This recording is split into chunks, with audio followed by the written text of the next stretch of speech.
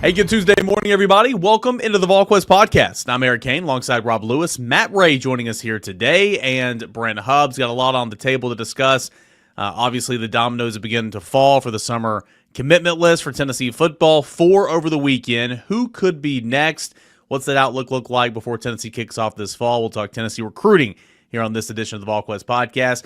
2 NBA draft Vols heard their name selected late last week, and a couple other ones got invitations to summer camp. Jamon Mashack, the surprise, 59th overall. How about that? We'll talk with Rob Lewis about that later in the show, and we'll touch a little bit about baseball transfer portals. Tony Vitello is trying to construct his 34-man roster for the 2026 season. So a lot on the docket. Let's start with recruiting. Matt Ray, Legend Bay, again, was one of the 4, but that's the one that was the last one Saturday night. 4-star athlete. Does a little bit of everything at his high school, plays quarterback, wide receiver, can run with the football, really good with the ball in his hands, a speedster, 10.2 in the 100-meter yard dash. Legend Bay, one of the headliners, obviously, for the weekend, but that was a big get and a big win for Tennessee. Yeah, that was a big win for Tennessee. Tennessee got Legend Bay out here, the second weekend of June for official visit. It was his first time to campus, and, left the weekend feeling really good about where things were with Legend Bay. He had given the staff plenty of positive feedback coming out of that visit, but you knew you had to survive Texas A&M. It felt like coming out of that visit that Tennessee had survived Texas A&M because he didn't do anything during the trip, right? We saw Tristan Givens announce his commitment to Texas A&M during that same visit weekend, and Tennessee not able to survive that visit. But as it kind of got more toward decision date, Texas A&M made things really difficult for Legend Bay, kind of pulling on the strings to stay home. But I think Tennessee just maintained, the consistency, the what they can do for him, the vision for him in this offense. And ultimately they were able to win out. And it's a really nice commitment for a guy that can do a lot of things. I think you can line him up in the backfield, give him the ball, move him out in space, throw him the ball.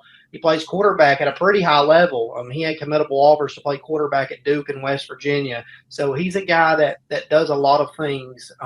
So it's a really nice add for Tennessee. He'll list as a receiver here, but I definitely think he's a guy that's a little bit of a chess piece that you just move around and kind of see what falls with him over time during his career on Rocky Top. Brent, you think that's one of those where you get him here on campus, he goes out there with the wide receivers, he goes through Indy, 7-on-7, 1-on-1s, all that and more, and then you just kind of build off that in terms of, how he can impact the offense? Yeah, I mean, I think you just, he's an athlete. And look, the old David Cutcliffe line, speed never had a bad day. And I think when you look at what Tennessee's done with the athletes, I mean, there's one thing that stands out. It's the fact that they can run. You look at the Anderson kid from Greenville, Matt, he can run. It's easy to add weight, right? I mean, we have those numbers in the war room every week about this kid's put on 24 pounds since he's been here, or 30 pounds since January. The weight part with the nutrition system is really easy. What you can't add is you can't add elite speed. A guy can get a little bit faster, but he can't get super fast.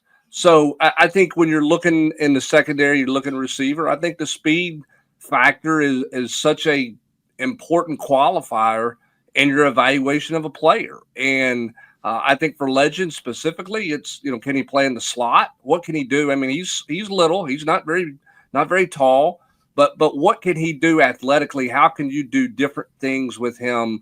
What kind of toy can he be? And we have seen toys through the years, Rob Lewis, guys who, quote, didn't have a home that found various homes, right? I mean, Tennessee was close to taking Isaiah McKenzie. They elected not to take him. He goes to Georgia, and he was just kind of a little everything for him. There's been a lot of guys like that. Pig Howard, had he been able to kind of stay focused, what was that for Tennessee? So there's a place in today's football with all the spread games for somebody who's not the biggest guy in the world, not the tallest guy in the world, but a guy who can run.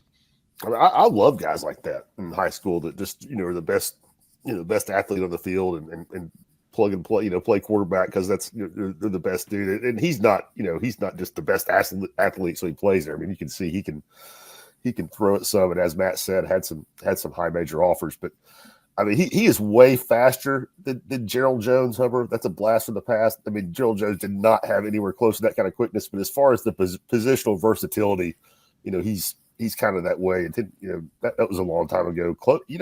People forget that Cam Akers played quarterback in high school, and I mean that is kind of the same kind of speed and explosive, that you see there. But I love kids like that are versatile. I mean, I'll be stunned if he doesn't if they don't find a way to make multiple uses out of him. And the NIL possibilities with the name and T-shirts, commercials are just outstanding. Would imagine he could factor in the return game pretty early, Matt, right? Yeah, I mean, you have to think so. I mean, he's quick as a hiccup.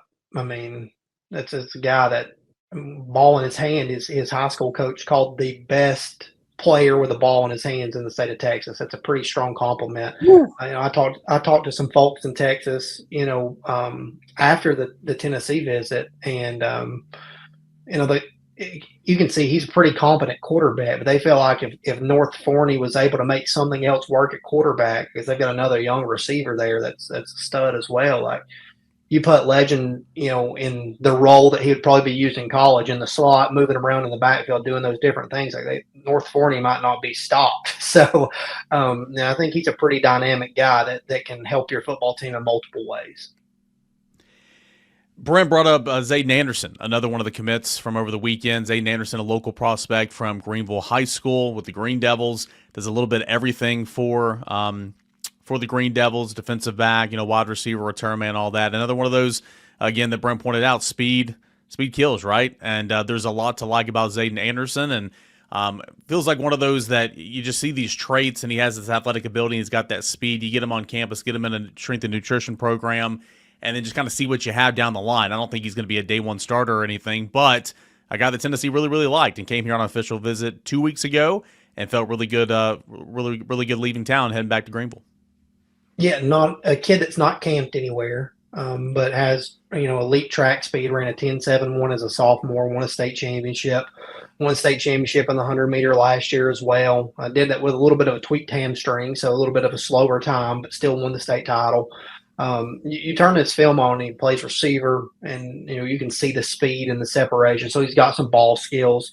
A guy that's got length, and I think that if you're Tennessee at the cornerback position and the defensive backfield, that's really what they want, especially on those guys that are playing, out on the boundary. They want length and they want speed. It's two things you cannot teach. And Zayden Anderson has both of those. So he's a guy that's obviously going to take some refinement. He's still relatively raw in his craft, but the potential is off the charts with a guy like this. And you keep him just about a 55 minutes away from Knoxville, depending. And he had a great official visit and left town, committed to the Vols, and announced it on Saturday. So a guy that's really excited, and you talk to his coach, a guy that shows up every day and is taking steps as a leader and is bought into what he needs to do to get to the next level. And he knows that that's playing defense. So that's something that he's really focused on, this spring and into the summer, and will work even more on in the fall.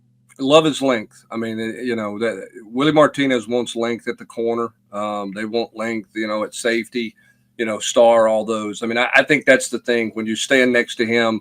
I mean, he's 6'1's legit, Matt. I mean, I feel like that's legit. But he's a long arm guy. He's not a short arm guy at 6'1. I think he plays a full 6'1. We've seen some guys who are tall, but they don't play long because maybe they don't have the longest arms. But he plays long. So I think he's he's a guy that 55 minutes away that he's absolutely a guy you go get, particularly in the day and age if we're moving to. If the SEC moves to 105 scholarships, it makes all the sense in the world. And I think he's got the right, makeup and work ethic. But it'd be curious to see fascinating to see his development over time. I mean, to me, this is a Willie Martinez type of guy. A guy who's got great work ethic. He's a grinder. To me, he fits the Martinez bill really well for what you're looking for. I know fans that frustrates them, right? Because there's things about Willie Martinez, he doesn't do this, doesn't do that. But, this guy's the right makeup for I think what they're looking for back there and from a development standpoint. So this one makes a lot of sense to me. Yeah, I mean, Rob, something I like, and Jeremy Pruitt did this a lot. And, I mean, fans can say whatever they want about Jeremy Pruitt, and that's fair. But he would find an athlete a guy that, did so well with the ball in his hands in the high school level, bring him over and play cornerback, bring him over and play safety. Worked out pretty well with Alontae Taylor, right? Second-round draft pick. Alontae Taylor's made a lot of money. Jameer Gibbs, that's another story, but like athletes getting them over here and playing the defensive backfield, and that's what I like about this. I mean, you look at this guy, and again, we're seeing the tape, can do a little bit of everything. You get the length coupled with the speed, learn how to play, cover, man coverage, and then whatever you got going on the defense side of the football in years' time, and just see what happens. We've seen this success story many times. Well, here's the other thing, too. I'm sorry, Rob. Go ahead. I'm sorry. You go, Hubbard. I was just going to pile on Matt's comment that the kid has not camped a lot of places, and that's a story as old as time. I mean, he shows up somewhere and, lays down a 40 time with that length, and, suddenly a lot of people know about him. Yeah, here's what I was going to say, too. I think in this day and age, Matt, you step in here, you would know this better than me. I think it's hard to stockpile in the secondary. I think it's hard to stockpile high-profile guys in the secondary, because I think those guys are portal happy. I do. I think it's, I think it's hard to sit here and say, okay, they've got, 7 4-stars, or they're loaded up 3 deep at corner and all this. I mean, I think this is the kind of a guy that you play special teams with him, and he develops and moves into your program, and he likes Tennessee. He grew up around here. I'm not saying that, he's just going to be content by just being a part of the team. I don't mean that. I just think you always are going to have to take a heavy dose of these types of guys because of the movement that you have in the defensive backfield, and even at receiver to a degree, but certainly in the defensive backfield. The day and age of having 18 or 20 guys back there who are all special teams players who wait 2 years on their turn or 3 years on their turn, it's really hard because we're seeing a lot of guys, high-profile guys, jump into the portal after a year. Yeah, no, I think you're right on that. You see a lot of high-profile defensive backs in the portal because it's a position that, you got 5 and 6 on the field sometimes. So if you're not getting on the field, there's opportunity at other schools to go get on the field. But I think if you talk to folks around college football regarding the 2026 class, I think you're going to get feedback that there's really maybe not that group of elite guys in the defensive backfield this cycle. You're going to see guys ranked high. Sure, you're going to see some highly rated guys, but Tennessee evaluated some of those guys, had those guys on campus at multiple times, went and saw them, and were guys that they just necessarily weren't going to pursue because it didn't line up. So I think when you kind of look at it, this is a class that's maybe down in the secondary. It makes sense absolutely to take a guy like Zayden Anderson, as you said, especially if you're working off that 105 scholarship number. But there's just some things with guys that you can't teach, and he's got a couple of them in speed and length. And I think it all lines up from what you said, Brent. He's a Willie Martinez guy. Yeah, and again, coming from a high school program that's had a whole lot of success in this area, last decade plus. They do it right down there, and so interested to see kind of his development once he gets here on campus. Got a senior season, of course, ahead of him, and we'll get to see him on Rivalry Thursday, so looking forward to that.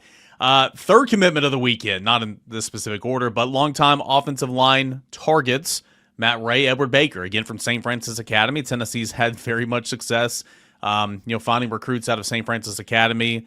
Dominic Bailey is just one example that's on the roster right now, but 6'4", 315, good size, guy that can move, and a guy that Tennessee, again, has been on for quite some time and was able to lock that one down this weekend. Yeah, a guy that Tennessee's been on for quite some time, really since the fall when Edward Baker got down here and they had a chance to see him and measure him in, and everything kind of lined up. He's a guy that I think is probably going to lean out a little bit over time and add good muscle mass to his frame. But, man, there's a lot of upside with this guy because he's got plenty of length, could play right tackle in a pinch if he had to. But, really dominant along the inside of the offensive line. And that's, the conversation has been with Tennessee is that they see him being able to play both guard spots or center if needed because he's a high IQ football player. Tennessee did a really nice job of recruiting Ed Baker for a long time. And, in the day and age of guys just being a lay down to your school or over, it's too easy to find guys and for teams to get involved late now. I mean, Tennessee was the leader for Ed Baker coming out of the fall. They were the leader for Ed Baker coming out of the winter.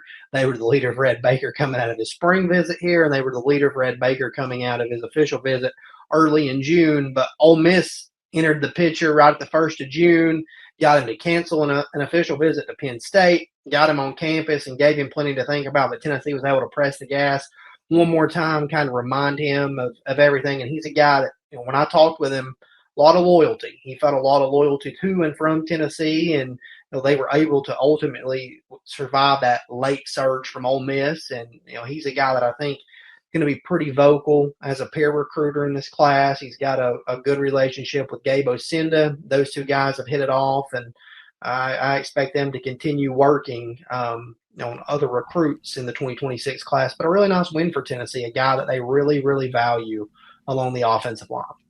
So Tennessee gets Edward Baker, and again, a guy that's it's tough to play right away in the SEC and in college football. A lot of times when you're labeled developmental, that's not necessarily a good thing, but that's not a bad thing at all. I mean, I think he's got things that you can't teach: size, athleticism. I think his footwork, and that's something that Matt Ray highlighted in his impact analysis. The footwork, size 17 cleat, right? I mean, size 17 cleat, incredible, right? But the footwork is kind of where you want to be. You got to continue to sharpen those tools a little bit. But a nice guy to get in on campus and see what you have. And certainly Tennessee always has some turnover on the offensive line, and something to work with and moving down the line a little bit. Well, you better be ready. I mean, I'm not saying that he is ready, but you better come in with the approach that you're getting ready and you're going to be ready, because you don't know who's going to be here and who's not going to be here.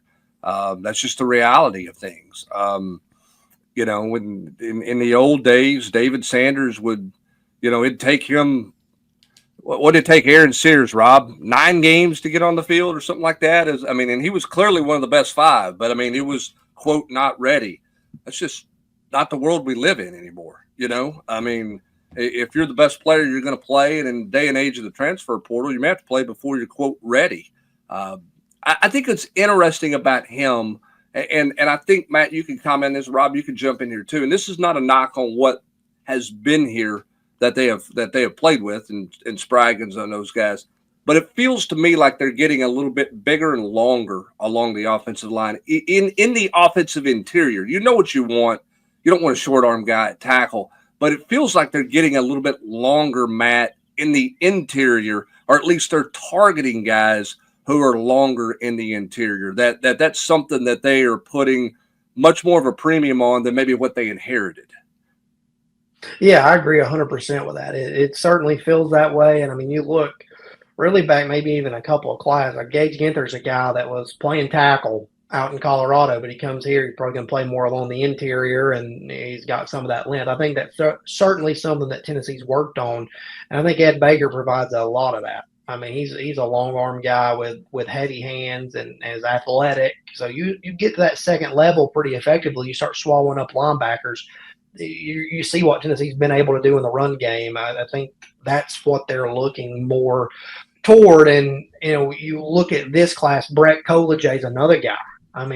Gosh, he's long. He's a long arm guy, but he's going to play both guards. Could probably play tackle in a pinch. I think maybe he did play tackle in a pinch at IMG. He's a guy that Tennessee's recruited, and I think they still got work to do there if they want to land Brett Colajay. But he's a guy that's long, and he's going to play along the interior. So I definitely think that's where Tennessee's trying to work toward. And when you look at Alabama and Georgia and the Texases of the world, that's what you see. So it's a little bit of a catch up, I think, for them from what they inherited, but I think they're certainly on the right track with it. The fourth commit of the weekend for Tennessee, and I like this one a lot. You talk about areas of your roster that this staff has really targeted over the years and won some big boy battles, and that's at quarterback, that's at edge, and when you're building an NFL roster, those are two of the premier positions, obviously. But Kedrick Golson II, football's obviously in his family. His father, 10+ year NFL veteran, 6'2", 220. Matt, Brandon, I feel like there's some versatility here with him in terms of you can put 30 to 40, 20 to 30 pounds on him and move him over to a 5 technique, traditional defensive end. He kind of plays stand-up linebacker on the edge right now. He can play in the middle layer of the defense as well. He's got a lot of versatility to his game, but a guy, again, one of those edge targets that Tennessee targeted, evaluated, recruited, and ultimately won out over the weekend, and that's Kedrick Golson, a top 350 player in the country. Yeah, it just reminds me I'm old. Matt, you can comment on his game, but it just reminds me that I'm old because I dealt with his dad when Rodney Garner was at Georgia, and it was like, okay, he's not going to Tennessee. Tennessee tried there, but it's just a reminder I'm old. Go ahead, Matt. Talk about his game. Yeah, no, Eric, I think you highlighted it. He's a guy that played inside linebacker last year at Stonebridge. He's a guy that played on the edge, standing up. Where does he play in college? I don't think he's going to be your typical Leo. Obviously, that's for sure. But I think he's a guy that can help the Tennessee defense along the front seven in a lot of different ways. I think as he adds, he's already improved, his frame some. And I think he's a guy that has a good bit of twitch. So how does he factor in? Is he a 5 technique like you said? I think there's certainly some possibility of that over time. And a guy that's probably he's smaller than Tyree West, but has some of that same skill set. Quick twitch, tough matchup for bigger guys. Bends really well, can get to the passer, and is disruptive when he gets there. So I think Rodney Garner did a fantastic job of recruiting Kedrick Golston. He had an opportunity to go to Georgia, be a Georgia legacy as well. He chose to come to Tennessee and play for the same guy that recruited his dad to Athens. So kudos to Tennessee for winning that battle and getting him down into SEC country. But he's a guy that is dynamic, really high motor. His long-term fit's going to be interesting to see how that plays out. But a high upside guy. Yeah, I'll say this too. I don't think anybody, Rob, really understands the amount of former Rodney Garner players that come to Tennessee football games that didn't like Tennessee when they played college football because they were playing at Auburn or they were playing at Georgia, but they love Rodney Garner. Rob, he's got somebody in town basically every week. I mean, Golson's been here to watch games. He was here 3 years ago to watch a football game before he ever became a recruit because those guys want to come see their coach. And, those long-standing relationships, I mean, that's not just window dressing and recruiting speak by Rodney Garner. And I say that simply because you look up at the number of guys who never step foot in a Tennessee locker room who come and stand on the sideline pregame in Neyland Stadium, and they want to watch Rodney Garner's guys play, and they want to visit with Rodney Garner. It's pretty impressive. It really is. It reminds me a little bit of what Rick Barnes has going on with his former players. Rodney certainly has it with his group. I don't know that I've ever seen anything like it personally. I mean, I'm sure that it's got to exist out there somewhere, but it's like it's its own little fraternity, and it's not. And the wild thing is, it's not limited. It's not limited to their alma mater. That's the crazy thing about it. Is that it's there's groups of former players that are coming back every week from different eras because it just works out that they can all, the kids don't have games or something that weekend, but those are former Tennessee players. I mean, you just don't, at least I'm not familiar with like what you're talking about. What was it? A couple of years ago, Derek Brown, played for Rodney at Auburn, was the number 8 pick in the draft. He was here on an open date. It's not like he's a former NFL player. I mean, he had an open date and came in. It's wild. Yeah. You look at it. I mean, you've had, I think it was David Jacobs came in, who was from Atlanta Westlake. He's been in, and didn't Seymour come in a couple years Richard ago? Seymour's been in on more than one occasion. He's an NFL Hall of Famer. It goes back to that's not just window dressing at the microphone when Rodney Garner's talking about the brotherhood and what matters to him and that it's a forever relationship, and he talks to those guys all the time. It's pretty impressive in this day and age because so many of these guys, Matt, have the perception they're just passing through, right? Everything's just looking for quickest way in and out or whatever. But there's a real bond there with those guys because, I mean, Auburn, Georgia, doesn't matter. Tennessee, doesn't matter. I mean, they come back because they want to see Rodney Garner. It's pretty impressive. Yeah, and, you talk about Golston, and then you mentioned David Jacobs. I mean, obviously he's got two sons that are going to be national recruits. Golston, a national recruit here. You talk to those guys over time. I mean, like even talking to Kedrick Golston at a younger age, like they refer to Rodney as like an uncle. Like that's a guy that like he's going to be an uncle. He might not be an uncle he likes a year from now. I was going to say that uncle's going to get after that tail here in a little bit. Yeah, but I mean, it's you hear that. So like when you say that, when you hear those young guys say that, like it just holds true to what that brotherhood is, right? I mean that it's very impressive to see the way that he's able to get those guys back. How he not only relates to them, but how he relates to their family, how comfortable they feel when they're here. Like it's pretty impressive. Yeah, I I mean love talking to it's those like early enrollees, Brent. Every March, April. Was it Isaiah Campbell this year? That somebody asked about Rodney Gardner, and he just sits there and he starts smiling. It's like it's an adjustment, that's for sure. well, I asked him, I said, have you had your moment yet? And I think it was Isaiah Campbell, maybe it was Utley, said, I had it. I think I had it today. I think I had mine today. But back to the Gardner thing, it's not just that the player that played for him comes up. They bring their whole family, which is what Matt was talking about. I mean, it's wives and kids. Like, it's 4 or 5 that come in, not just one, not just a former player who passes through town. I mean, they bring the whole family in to see him, which tells you the kind of relationships that they have had through the years. And Rodney Garner's still trying to have in a day and age where maybe those aren't as important as they used to be when you talk about NIL, the transfer portal, and all that exists out there. So 13 commits right now for the class of 2026, 15th nationally, 6th in the SEC, 4 from this past weekend. Matt Ray, there are a number of targets this week and weeks to come that are set to come off the board at some point or another. Who should fans be on the lookout for this week and then the weeks to come in terms of Tennessee that is very, very in on?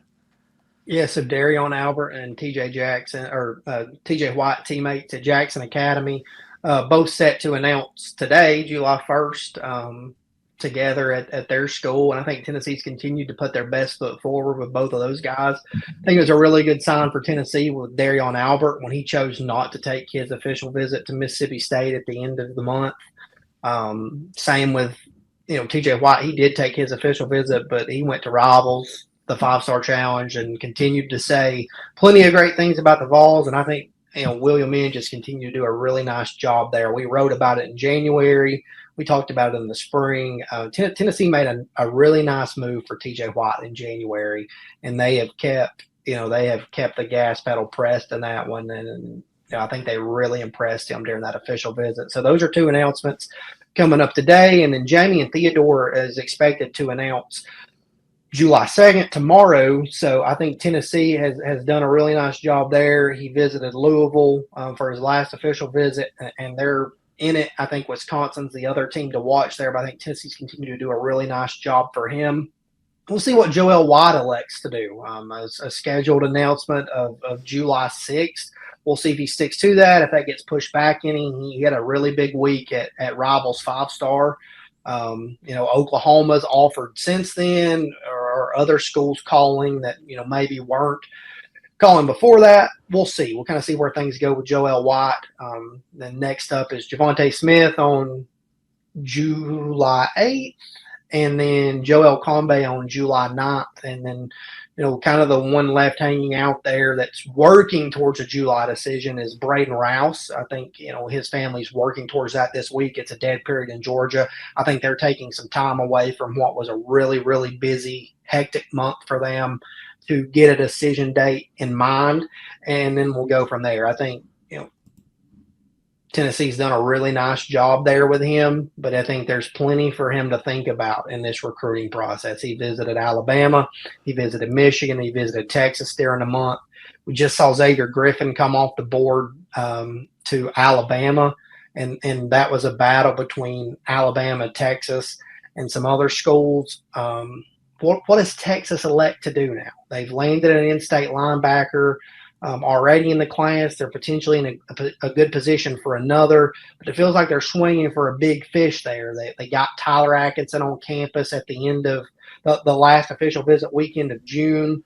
Do they elect to try to go big there like they did last cycle with Justice Terry, the defensive lineman from Georgia that everybody had going to Georgia until the end? Does Texas try to go big for Atkinson? Do they circle back around to Rouse, try to make that one more interesting? We'll kind of see. I think there's still a lot to monitor with Braden Rouse, a lot to work through with him. But, Tennessee's recruited him as hard and as effectively as anyone.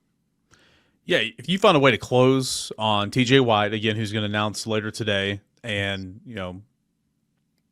Braden Rouse. I mean, you talk about 2 top 100, linebackers. Couple that with the linebacker class from last cycle, and then some of the guys that are already here that Ryan John Marie helped bring in. I mean, that linebacker group, again, you got to close on these two guys, but that linebacker group already just generationally better than what was inherited back in 2021 to 2022 when the numbers were thin and there just wasn't a whole lot in that room. So I think William Minge has done a fantastic job. We'll see if that room gets even better this week and, of course, as the month of July goes on with TJ White and Braden Rouse. All right, let's shift gears here. Tennessee football recruiting never stops, so plenty of nuggets and stories and all that and more over the GQ from Matt Ray and Austin Price. Let's talk Tennessee basketball. The NBA draft was last week. 2 draft picks for Rick Barnes. Draft picks number 9 and 10 in the Tennessee era for Rick Barnes. Chaz Lanier, 2nd round, 37th overall to the Detroit Pistons. And Jemai Mashack, Mr. Irrelevant, 59th overall, 2nd round, Houston Rockets, traded to the Memphis Grizzlies. Rob Lewis, just take it away, man. I think the story, obviously, is Mashack getting drafted, but obviously a pretty good landing spot there for Lanier as well. Yeah, Chaz, I mean, I think landed where a lot of people had him going, early, mid, 2nd round, and, goes to a Detroit team that I'm don't follow the NBA closely, but no, if you followed it this weekend, Malik Beasley may or may not be back with the Detroit Pistons next year. He plays, guard spot. They had another guy, Tim Hardaway Jr., another wing guard that's hitting free agency this year. So, I think Chaz may have some opportunity there, and the way he spaces the floor, it's obvious what the NBA likes about his skill set. Is he going to be able to guard at that level? And playmaking it, for a guard his size, not a bad playmaker, but that's not his forte. So, but that definitely the reason he's getting a shot is because of that 3-point shooting, and as valuable and as increasingly valuable as that is getting into the league, you got to think he's got a chance to parlay that into a decent career. But man, how about Jemai? Just I don't. I guess some people maybe had him as a possible 2nd round pick, but Eric, me and you were talking. You see mock 2nd rounds or 2nd round mock boards. Those are just wild guesses. I mean, it's like you said, throwing a dartboard. And for him, for Jemai, if he sticks, it's obviously going to be about can he shoot the ball well enough? But even if he doesn't, great opportunity. Just what can it lead to? Who might he meet? As far as can it open up different doors. But man. Any organization that gets him in there would, in my opinion, probably try to find a way or an excuse to keep him around, just in the pipeline, just because of his character, what kind of a guy he is, what kind of a leader he is, what kind of an example he sets. But great for him. And I don't know if Memphis was just throwing the Tennessee fan base a bone but if they did, that's pretty brilliant, especially compared to what we've seen the Titans do over the years. Yeah, for sure. There, I think he's going to be. I think it's going to be interesting because he's made so many guys better on the practice floor, Rob, with the way that he goes about it. How much does that rub off in a franchise? How much does he help there? Is there a role for a defensive stopper in the NBA and a guy who doesn't have to score? I mean, is there a place in the league for that? Because we all talk about that league. We all talk about scoring and, all those things. And I'm not saying Jemai can't score, but obviously defense is his forte. Is there a role in the NBA on a roster for a defensive stopper who can guard multiple positions on the floor? I think that's the intrigue and the fascinating part with Jemai Mashack. And I'm curious to see how that's going to work. And how his game develops moving forward in the NBA. Yeah, I just think, he's going to bring value to your team. Just with the intangibles, and like I said, I just think that if he gets his foot in the door, he's the kind of guy you just would look to find an excuse to keep on your roster. Yeah, and he's a great example of somebody sticking with it, and staying true. I mean, he obviously played a lot more as he continued to grow and continue to get better, but he stuck with a program, and I guarantee you, when the NBA called this coaching staff, Mashack, I mean, the resume was pretty glowing. The references were pretty glowing about Jemai Mashack, and it is cool to see somebody get rewarded who stayed all the way through. And I'm not against anybody transferring. Don't get me wrong. I mean, Chaz Lanier's a transfer, Connect, obviously, but it's pretty cool to see a guy who it wasn't always easy for Jemai, right, Rob? I mean, there was a lot of hard days, and he just kept grinding every day and get rewarded for it with the draft. Well, just think about it. I mean, not only did he not, I mean, did he play more as he got older? But Hubbard, I mean, Rick was bringing in somebody every year to take minutes. I mean, he brought in Dalton Connect. He brought in Chaslin here. I mean, it got harder for Jemai to get shots every year in the program as opposed to easier. Yep, it did. I mean, he just kept recruiting over him offensively, and Jemai's defense, he just never went away, and he just went to work every day. And I guarantee you that's what every general manager from the NBA who called anybody on the staff heard about, was just that the guy just grinds, which is cool. It's good to see. And I'll tell you another thing that, I mean, and I think most coaches who have been around for a long time are this way too, but there have been plenty of years when they called and asked the head coach about somebody and did not get a glowing review. I mean, what I'm saying, they know they're going to get the truth. I mean, so if he's going overboard about what a great guy this is, I mean, you know, there's been times in the past where he's told you, no, you need to stay away. I think all those guys are, it just puts them to, those are kind of kids where I don't know that they're going to make, you know, I think it's going to be hard for Jordan to make a roster. I think it's going to be hard for Zakai, but I mean, they're just going to get in places and you know people. I mean, you know, meet people. And, you know, it could lead to something else. I mean, all these guys are, you know, high character dudes that are good, you know, coaches and are going to want to have around. They're good teammates. You know, Jordan Gainey gets a chance with the Phoenix Suns there. And, you know, Igor is, I mean, Igor's dad is a you know, a national coach in Europe, and for, you know, Poland knows everybody. Igor's going to get plenty of shots over there. But, you know, this, you know, maybe somebody falls in love with him and it helps him out. I think it's going to be tough for Zakai to make it, you know, in the league. Obviously, I mean, we all know what that challenge is going to be like. But again, just he's the kind of individual where, I mean, this could open up, you know, doors to him somewhere else. I'll be surprised if all those guys don't have careers in the game at some level. Yeah, I mean, I think just getting invitation, just being able to go compete and play that abbreviated slate, whatever it is, in the month of, you know, late June and July and all that. It's like an open tryout. It's like guys trying to make an NFL roster. Like, you're suiting up in preseason, you're going to work, you're practicing, you're going out there and playing. You might not be playing for the Titans. You might get cut and then be picked up by the Saints or be picked up by the Bears or whatever. You are playing. It's a tryout each and every single week. And so, kind of going back to what you said earlier, Rob, I just think it's a great opportunity for these guys because who knows what doors it can open. Yeah, they're going to have where it can lead. They're going to have tons of eyeballs on them. They're going to meet tons of different people in the game. That you know, opportunities are going to be there. And again, all those kids are young men now. I'll be. They may not all play in the NBA. Chaz, I think, for sure will. But all those guys, this could definitely lead to opportunities in the game, whether it's playing overseas or, you know, eventually something that leads to an assistant coaching job or a front office gig. I could definitely see Jemai Meshack roll, you know, running somebody's front office someday for sure. Wouldn't be a bad gig whatsoever. Last thing I want to hit on here on the Volquest Tuesday podcast, Tennessee baseball, another edition of the transfer portal. Monday morning officially is when Landon Mack posted on his Instagram account that he will be committing to the University of Tennessee. Brenda, another big get, right? And I kind of wrote a story there shortly after he committed that, you know, Tony Vitello just continues to check the boxes, right? I'm not saying that they're completely done, but I mean, the bulk of the work's done, right? You have 9 commits, and you're going to have to survive the draft for a couple of these, right? But you needed pitching, right? We've seen all the pitchers that have left via the transfer portal as the roster trims down to 34. Tennessee now has, 7 pitchers? You needed top-flight pitching. You needed a weekend starter. That's exactly what Landon Mack's going to give you.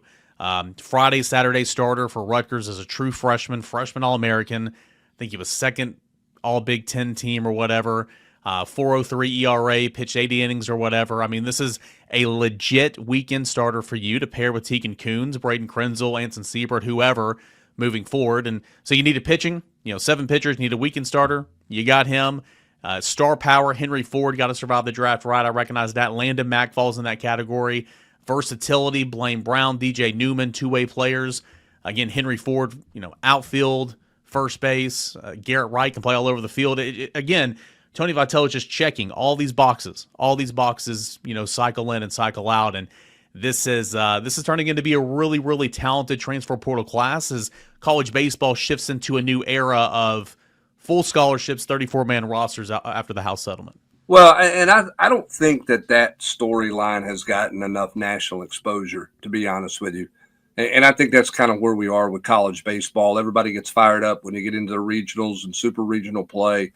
SEC fans are interested in baseball throughout the entire season because the SEC grind is what it is.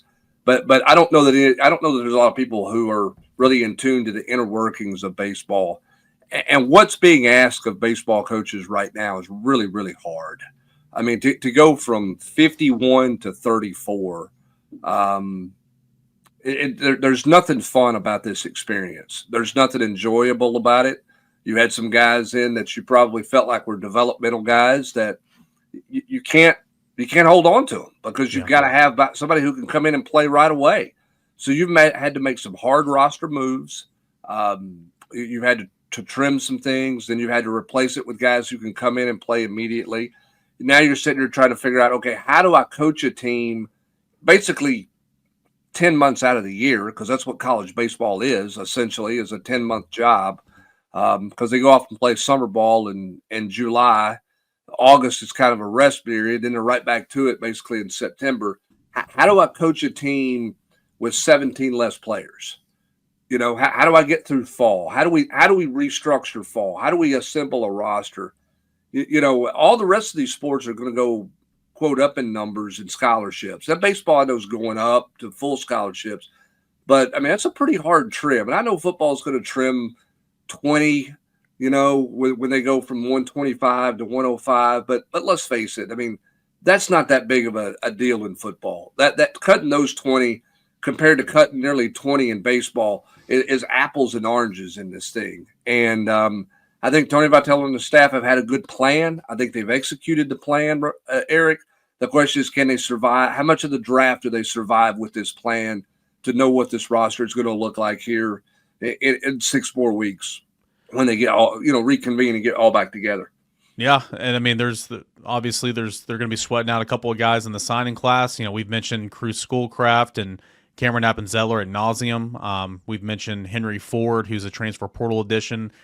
Some of these other guys, you know, Matt Estrada, Clay Edmondson, Matt Barr specifically. I mean, again, not all those guys are going to go to the draft. A lot of those guys are going to end up on campus, but you know, you still don't know right now, as you sit here on, you know, July the 1st, exactly what your team's going to look like. And it's always been that way to an extent. Like, I get all that, but now it's just magnified again because you have 17, 18 less spots, and you got to figure it out. And you got some guys in limbo right now, and it's unfortunate. And, you know, a lot of times whenever you see guys decommit from a signing class or whatever, and it doesn't make the staff look good, but it's kind of I mean, what else are you going to do? You got to do that, right? It's just, it's an ugly side of this whole thing. So you're right. I don't think nationally this storyline's getting as much attention as it, you know, is locally, obviously, because you just see a guy under the transfer portal left and right. And to the average fan, you kind of sitting here saying, mass exodus, what's going on? What's happening? Is, you know, is Tony losing him and all that? No, you got to trim your roster down to 34. It's kind of a gross side effect, but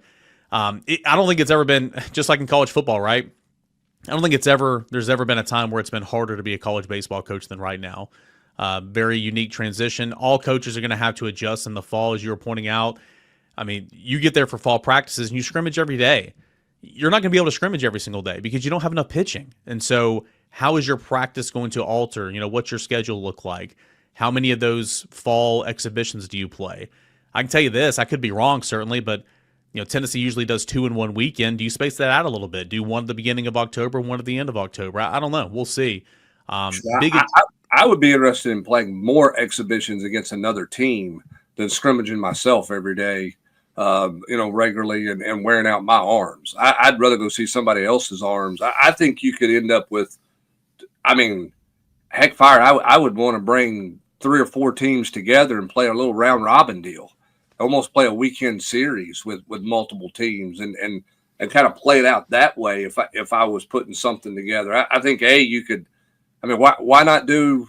I mean, why not do what basketball's doing with some NIL money, right? I mean, get to the park in Atlanta, you know, in the fall or somewhere, and find a place to play, and you know, get 3 or 4 teams together and play, you know, a fall ball classic, if you will, and try to make a little money that way. I mean, I think baseball needs to be creative with that. One, I think it can help some exposure and help raise a little money. And 2, I think it can help you manage your arms, because you're right. You just can't throw everybody every day. Yeah.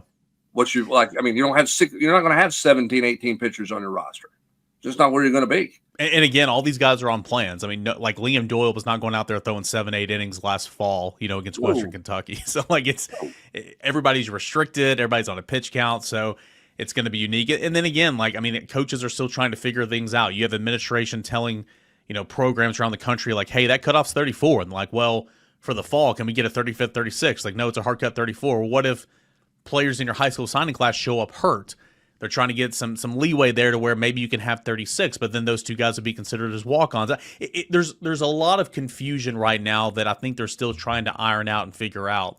But what we do know right now is it's a 34-man roster, and it's a time of adjustments. And we're talking on the board all the time. We talk every single day. I mean, what's your roster going to look like? How many pitchers, right? I mean, I think 18 pitchers, you need it, but could you have 16 full-time pitchers, two-way pitchers, and get by? Yeah, you just hope that you don't have injuries and all that. It's a different time for sure. But what Tennessee's done in the transfer portal, again, I mean, Tony Vitello and his staff, Elander and Ross Kivett and all those guys, I mean, they've been getting after it. And Henry Ford's a legit dude, number one player in the portal. Tennessee got him. Landon Mack, considered one of the top starting options in the portal, got him. DJ Newman, one of the top two-way players in the portal, got him. I mean, Tennessee is just continuing to do what it did last year. And last year, fewer in numbers, turned out to be big-time star power. Andrew Fisher was a slugger last year. You got him. Gavin Keelan was a massive addition. Liam Doyle, was heavily sought after. Don't get me wrong. But I mean, Liam Doyle had a 5 ERA last year. He was not Liam Doyle, of who pitched this past year. So Tennessee's had success in the portal. Don't get me wrong, but I think Tennessee's just continuing to do that with greater numbers this cycle. We'll see if they're done. Tennessee still would love to have an infielder. Tennessee would still love to have a left-handed pitcher. But it's a numbers game, and they're going to be sweating the Major League Baseball draft, when it comes around on July the 13th and 14th for sure. Yeah, I mean, it's hard. It's hard. It's hard for baseball. The timing on everything for baseball is really, really challenging. And, we'll see. I mean, you can always have tampering and everything else going on with summer league stuff happening. I mean, it's pretty crazy in baseball. But give this staff credit. They obviously came out of the Super Regional with a real plan on what they wanted to do, and put that plan in motion very, very quickly. It was already in motion beforehand, but, man, they went full gusto as soon as they left Fayetteville, Arkansas, in that Super Regional to put this roster together. Yeah, there were things happening before that plane took off from Fayetteville, that is for sure. No doubt about that. All right, plenty of stuff here on the Volquest Tuesday Morning Podcast. Consistent conversation over on the Journalist Quarters all week long. Tennessee football recruiting. A couple more targets had to make their announcement this week. Tennessee basketball, NBA draft, plenty of coverage up there from Rob and Grant.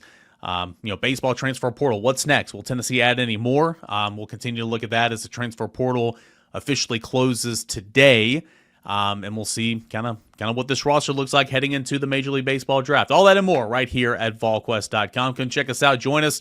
$1 for your first week. $1 for your first week. At Volquest.com. If you like us, stick around. If not, hey, you're just out $1. Check us all out at Volquest. $1 for your first week over at Volquest.com.